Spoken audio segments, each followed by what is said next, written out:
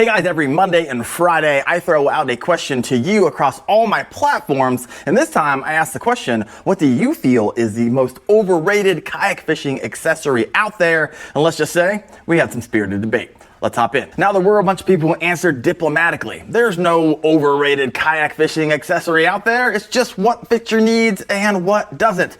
And the problem is, it's not the question I asked. The question was, what do you feel is the most overrated kayak fishing accessory? Not what do you feel that others feel is the most overrated kayak fishing accessory. Let's go through these, have a little fun, and I am saving the most overwhelming response to the end. And let's start off with number one. Beth says Busby boxes. Those I've got to be honest, I've never got my hands on one of them before. I use Plano edges, and so I really can't talk a whole lot about them. To be honest with you, I looked into them. I almost bought them, but the price point, whoo, pretty expensive. So if you have Busby boxes, let us know in the comments below. Are they worth it? All right, next we have Braden, and he said almost anything Yak Attack. Did he just say that out loud? Guys, Yak Attack's freaking awesome. I like the majority of their stuff out there, but almost anything Yak Attack? Whoo, that's tough. Everyone's running to the comments right now. They're coming after you, Braden. Scott said, you better not be dissing on my brush gripper. So I made a video about a year or two ago, and I think the title was, what was it? It was avoid these kayak fishing accessories like the plague, and in there was a brush gripper.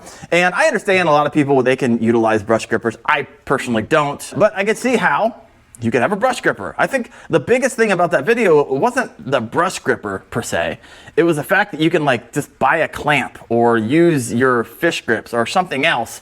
You didn't really need to buy a product for that. There's a lot of different ways you can easily clip onto something with something much cheaper. Anyways, the next one is, Scott said, for me, it's the motor. Bro, motor? Oh man. He says, I have a Torpedo, but I use it less than anything else I've bought. It has a purpose, but since I don't tournament fish, it's rare that I even go through the trouble to break it out. Chris, seriously, there's guys out there who are like, bro, give me your motor. If it's just gonna sit in your garage, let me have it. So I haven't had a motor for a long time. This past year, I put one on, and I'm telling you what, it's a game changer. So what I love about it is I typically only fish in the mornings, right? And before work or on Saturday mornings till about 11:30, and that's done. That's all I got. So a lot of these larger lakes that I have in my vicinity, a lot of the times there's only limited boat ramps and I can't get to parts of the lake that I typically want to fish.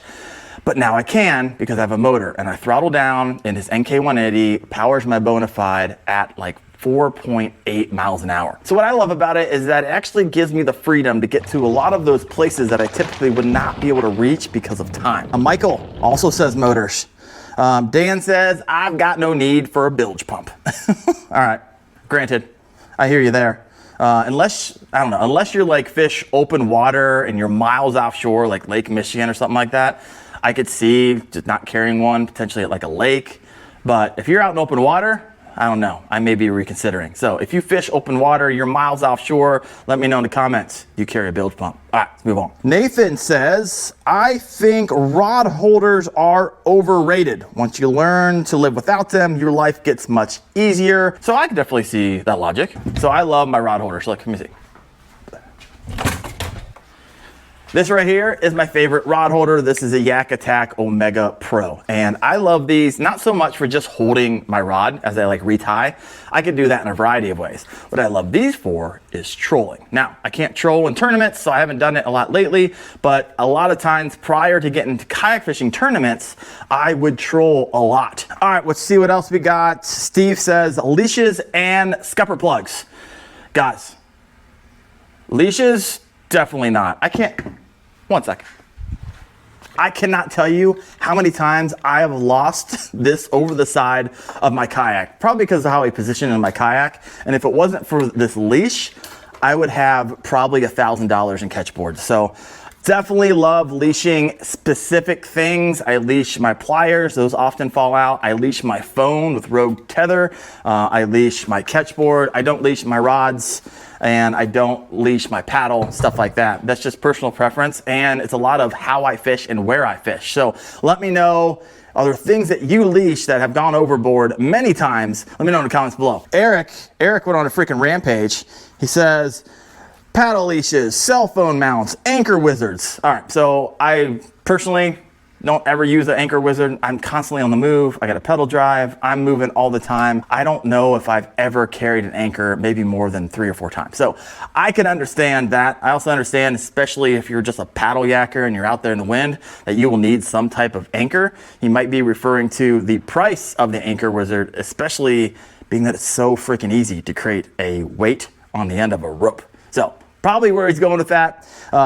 Paddle leashes, we talked about that. Cell phone mounts, all right, I can get that. So before I started tournament fishing, I actually had a cell phone mount. It was a RAM mount, and it sat there right on the top of my propel drive. There's a 1/4 there, and so it just sat, and it was really awesome. So I saw when texts came in, so forth and so on. So, but now at my PFD, I basically just put my Rogue tether gear, and I attach it to my personal flotation device, which is the NRS Raku. And I really haven't used that mount ever since I started kayak tournament fishing. So I could see that. All right, let's move on. All right, so Ryan said the net. All right, I got like split feelings on this. All right, so this is, I get 2 different answers. If it's just me fun fishing, I only started carrying a net when I started tournament fishing. A lot of times when you're fishing, especially when you're using like a chatterbait or some type of bladed jig, you might not, depending on how they hit it and how close to the boat they hit it, you might not get that hook set that you wanted past the barb. And so having a net is really great because a lot of times, if you don't have them pinned good, you're gonna lose them at the boat. And so when I started tournament fishing for money, I carried a net. However, when I was fun fishing, it didn't carry a net. There's just something about it. And you watch a lot of my earlier videos, so I'm just reaching down in there and lipping a bass and pulling it out of the water. I love it. So I could get that. There's actually a comment there. It said, you have obviously never caught a big fish on a kayak. I caught a 50-pound flathead myself at 2 a.m. If it didn't have a net, I would have never caught it. And then it continues to go on, and there's a bunch of things. There's a bunch of things that I'm not going to say. Got a little heated. All right, moving on. Sean said the power pole. I've never actually used a power pole. I can't talk a whole lot about it. I see a bunch of my friends using them, especially for river fishing, which makes a lot of sense for me. You come up a hole instead of just floating on by and maybe getting a cast in. You throw your power pole down, it keeps you in one place. So I could definitely see it for that type of fishing, but in a lake environment, I don't see it myself. But let me know, do you own a power pole? How do you use it? Do you love it? I would imagine you need like 2 of them and actually keep you in place. If not, you're just gonna be blown by the wind, kind of like the talons on the back of the boats. All right, what else we got here? John says spot lock. Ooh, all right. I have a buddy who fishes spot lock, and I mean, it's kind of nice. I see him just sitting in a spot, not really paying attention to having to stay positioned. And I'm over there trying to manage the wind. And so I could definitely see it. The reason I don't personally love spot lock is I don't like motors in front of me, right, sticking out. That's usually when I'm casting, when I'm skipping, and so having that spot lock on the front, on the bow, I'm not a big fan. But I could definitely see the use for spot lock. What else we got? Whew, I am sweating like a pregnant nun sitting next to the Pope. Almost done. Edward says the anchor trolley. All right. I could see that. I don't think I've ever seen, I've seen a lot of people installing anchor trolleys. I don't think I've ever seen someone actually utilizing an anchor trolley. Let me know, do you use one of those often, or you're like, hey, I put it on, but I never really use it? Curious. Another one for Busby boxes. Here's one that I'm gonna have to agree with, and it's kind of a reach for a kayak fishing accessory, but essentially anything Yeti branded. All right, there's so many other competitors out there, and we're talking diminishing returns on a lot of Yeti stuff. Not against it. It's nice stuff. I like nice stuff. I got nice rods, reels. I got nice kayaks. It's my thing. But a lot of other options out there, so I can understand that one. All right, so now for the grand finale. This is the #1 comment. The most overrated kayak fishing accessory is the Black Pack Kayak Crate by Yak Attack. I mean, we're talking like 15 plus comments plus responses. All right, so there's a lot of interesting comments around the Black Packs. Let me read through those. We have Paul said, if I lost my Backpack Pro tomorrow, I'd 100% rebuy. It's my short stack and track packs on top as soon as possible. All right, Ben said, it's getting hot out here, just sweating doing this video. Ben said, if I can make it out of actual trash, then it's overrated. I think he's referring to just finding a milk crate in the dumpster. And so, I mean, Black Packs can be 180 bucks. So I get it. So you can make I've done videos on this, 2.0, how to make a milk crate, kayak crate, which are pretty freaking awesome. So Ray says, definitely the Yak Attack crate. All I keep in there is a bunch of miscellaneous stuff, and I got 4 rod holders already built into my kayak, so no need for any of those. Nate said, I oftentimes get caught in storms, and that black pack keeps my gear dry, and those milk crates do not. I can see that. I fish in the rain a lot of times, and everything in my crate gets absolutely sopping wet because I still run a milk crate. Joe says it's a Yak Attack crate. They're cool, but I have a milk crate combined with the Plano soft crate, and I love that setup for so much less money. All right, I can get that. Then you have Danny says, I literally can't get myself to spend $175 on something so cheap. The Yak box is so expensive. And not to say I can't afford it, it's just hard to justify it myself. I'm gonna DIY a milk crate. All right, I like that. Head over to my video. I think I'm pushing like 100,000 views on that video. And then a reply from Mike, he says, buy the frickin' thing. I love how so encouraging we are to one another. All right, and Peyton says, for the money, I think the Black Pack Pro is overrated. I have one, it's fine. I wouldn't sell it, but I don't think I'd buy it again versus making something that works better for me. All right, my personal opinion on the Black Pack is I don't own one. I could buy one if I wanted to, but I have a milk crate. It's right there. It's beautiful. I make them myself. I like them. They fit all of my needs. It doesn't keep all of my stuff dry, so that would be a pro. Does that mean I won't buy one in the future? No. I'll probably end up getting one sometime down the road whenever I find a deal. Do I think they are expensive? Personally, yes, I do. $180?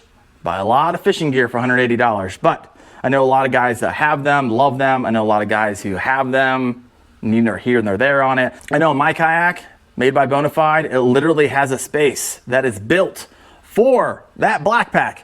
And to fit in there, up off the bottom of that back of my kayak so it doesn't get water in it. So I'll probably end up with one, but let me know in the comments below. Would you ever buy one? Do you have one and want one? Do you have one? Wish you wouldn't have bought it? I would love to hear from you. And if you love kayak fishing accessories, I got the video for you. Top 8 kayak fishing accessories and gear to own. You can check that out right there. Thanks for watching, guys. I'm gonna get back into AC. Hot. See ya.